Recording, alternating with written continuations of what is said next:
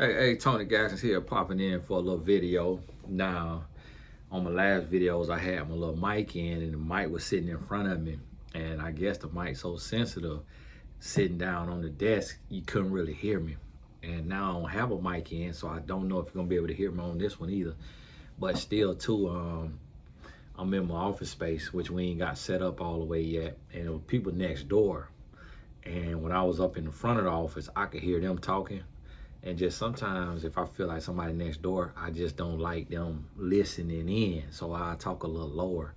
But I'm going to be getting the space next door too. So, kind of doing like some of the rappers when they buy the house and buy the house next to them. So that'll help me. It won't really matter once I have the space next door. But it's after working hours, so I think they might be gone by now. But wanted to pop in and answer this question and help y'all ladies understand something that is oftentimes misunderstood, and that is the one type of man, the one type of woman that every man respects. Because here's the thing, there's a lot of misconceptions amongst women, and women think, oh, well, the beautiful woman, every man gonna respect her. Or the woman with the big booty, every man gonna respect her or want her. You can interchange those words, respect or want. And the woman who can chill, the woman who don't nag, the woman who good in bed, the woman who do this trick or do that trick. And none of that is right. None of it is right. Women will tell women, oh, men love this. Women will tell women, oh, men love this.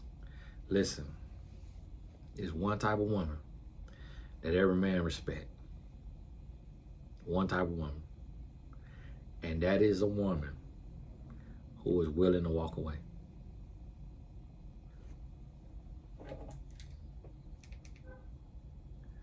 Her car crank up.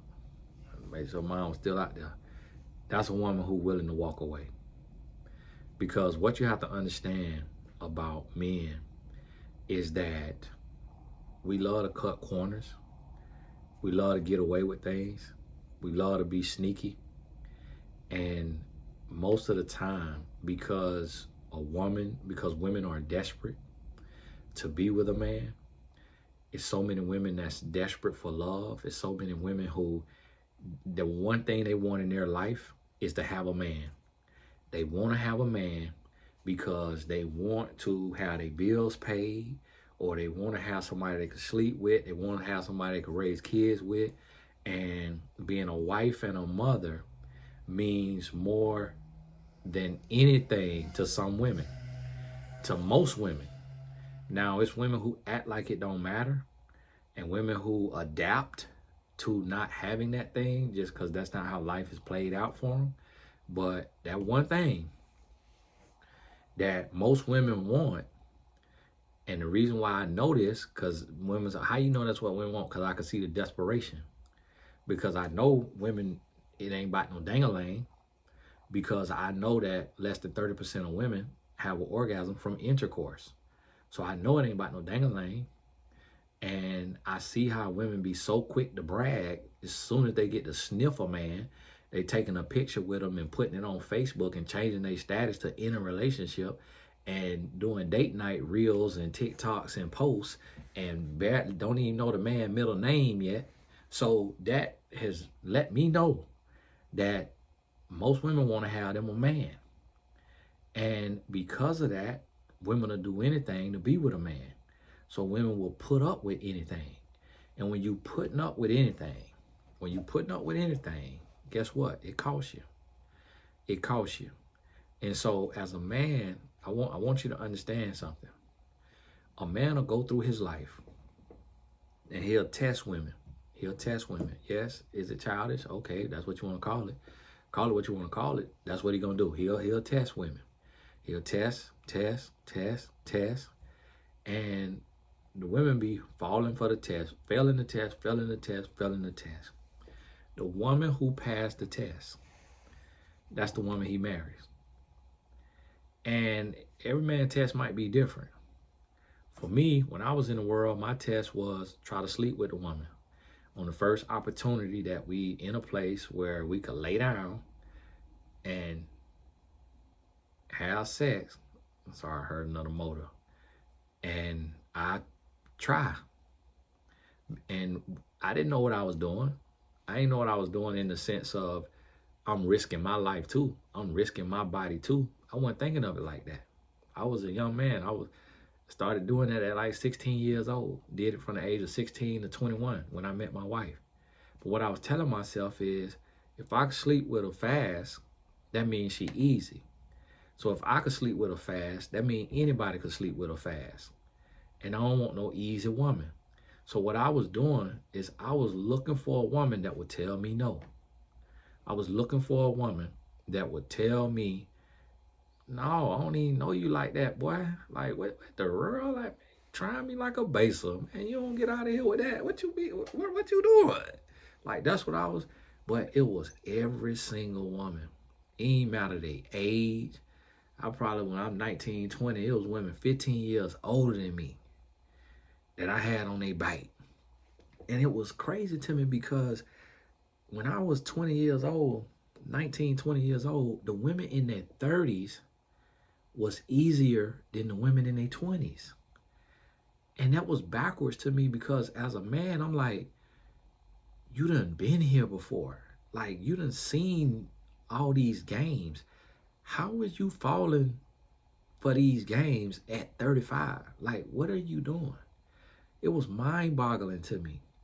And I didn't understand what it was about those women. I don't know if they was like Stella and one felt like, oh, I'm 35. This is flattering that a 20-year-old with an 8-pack and some muscles want me. Or if it was like, oh, I done been hurt by men my age. And so maybe this young guy, I can, you know, suck him in and then trap him. I remember when I was 16, I slept with a 24-year-old. And I was just, you know, I was in her bed, begging her. Hey, man, give me something, man. Give me something, man. Hey, come on. Please. She was on the phone. She was real hood and ghetto. Me and her younger brother was cool, but he was real shady, so we weren't really that cool. This also teaches something about men. And I also tried to sleep with a younger sister who was my age, and a younger sister who was unattractive turned me down. And I was just blown away. If y'all remember my other story where I told you about the young lady with the thick tongue. I don't really do that. When I tried to sleep with her, she was like, I don't really do that. I was like, what? Girl, you ought to be glad I'm trying to do anything with you. Girl, you know who I am? Now, I was the man back then in school, right? The best athlete on the basketball, football. I was always in the top 3 athletes. So she turned me down. So her older sister was 24.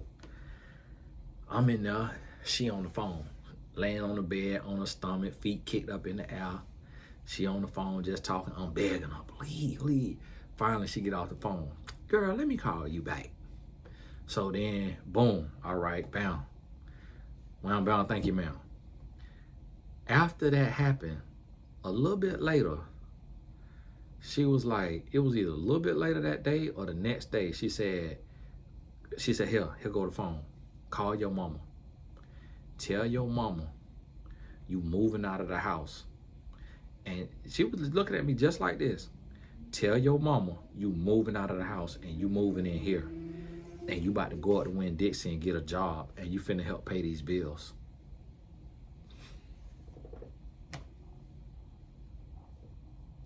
What? I said, girl, I'm not finna call my mama. I said, I ain't finna move out my mama's house. I said, you crazy. I got on out of there. I don't even know if I ever talked to her again. But I had to talk out them drawers. So here I am, 16 years old, talking to a 24-year-old. She could have went to jail. No, I wasn't, because where we was, Florida, age of 16, age of consent. But I'm like, here it is, your sister, who my age turned me down, and then here you is 24, grown and musky, and you getting on your bike. So see, this the thing. The one thing that men respect is a woman who gonna stand her ground. That's the one thing, because we get so used to, and I'm not talking about that certain kind of man that be in these podcasts mad. We want the same type of man. I ain't talking about that kind of man. I'm talking about the other kind of man that I was, meaning a star athlete.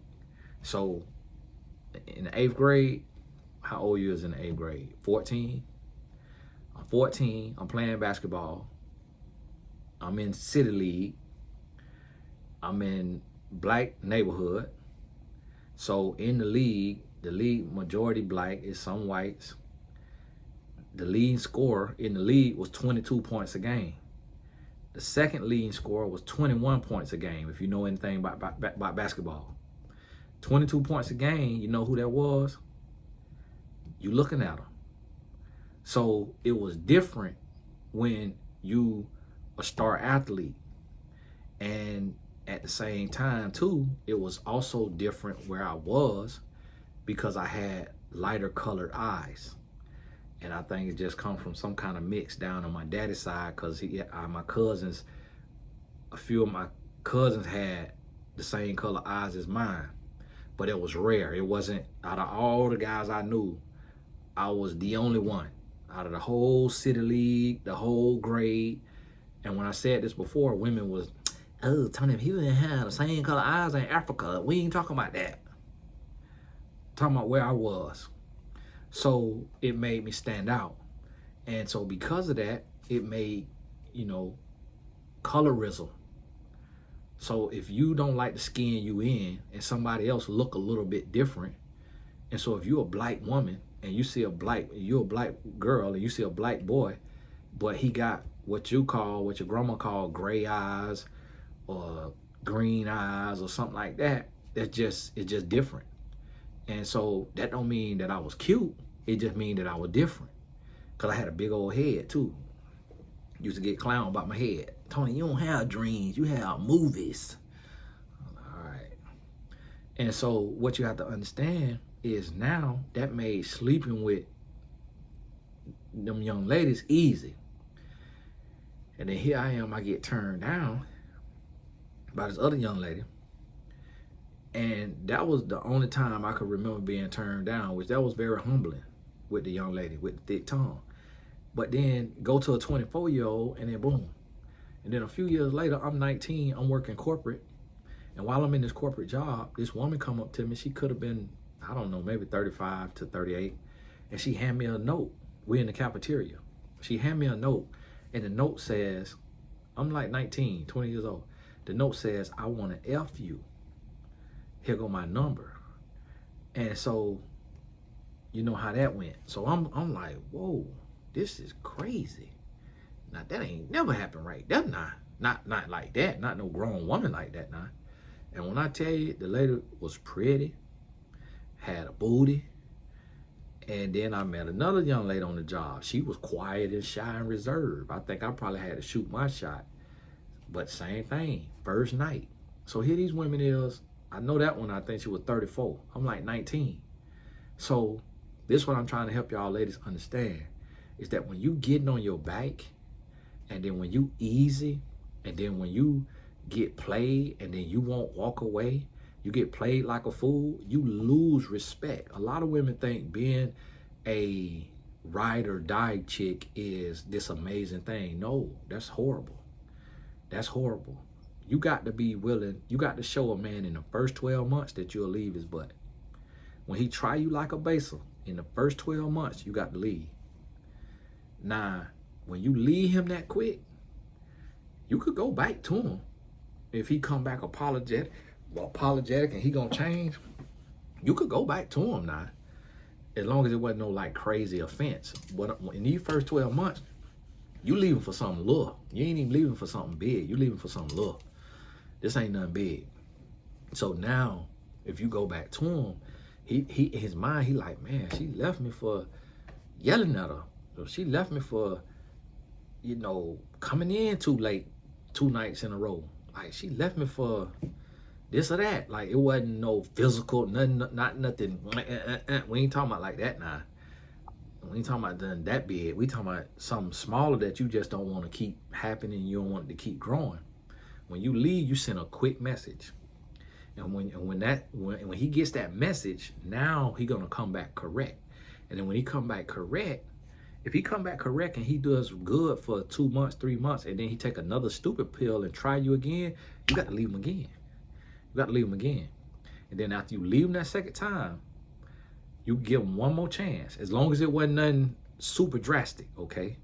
If he slept with your mama, slept with your sister, slept with your best friend, no, you ain't coming back. If he put hands on you, no, you ain't coming back. It ain't nothing drastic now. I'm talking about just little stuff that if it continues to happen, it'll be a deal breaker or it'll get ugly. You leaving, boom, hey, I told you I can't do this right here. Like I'm not playing them kind of games. What you have to realize about men is that we know how to adapt. We know how to adapt. We can learn, we can grow, we can heal, all of that. But if you don't make us do it, if you reinforce by staying, and when I say leaving, like you might just be gone 3 nights. You might be gone 1 week. If you got to leave a man for more than 2 weeks at a time, then the relationship over with, pretty much over. But now when you come back this next time, now the man like, oh, I got to do right. And then guess what? Even on that next time, you got to be willing to walk away. And if he see that you willing to walk away that next time, then now he knows he got to come all the way correct with you. And now things will change. So this is what you got to understand. A man respects a woman who will walk away. If you want to keep a man, you got to be willing to lose him. But if you ain't willing to walk away, if you just gonna cry and hurt and stomach hurt and laying on his stomach and on the phone with me and doing all this and you getting treated like crap, what you telling that man is you ain't got no backbone, you don't love yourself more than you love him, and that you'll put up with anything, and that is not gonna inspire him to change. He gonna keep running you through the mud, and he's not gonna change until he ain't got no other option, meaning his thing to stop working, he done caught some terminal illness or some kind of disease he can't get rid of, and then he gonna settle down and treat you right because he know he on his way out anyway. The Lord finna call him home, and that ain't what you want. That ain't what you want. But hey, this Tony Gaskin. God bless you. We'll talk soon.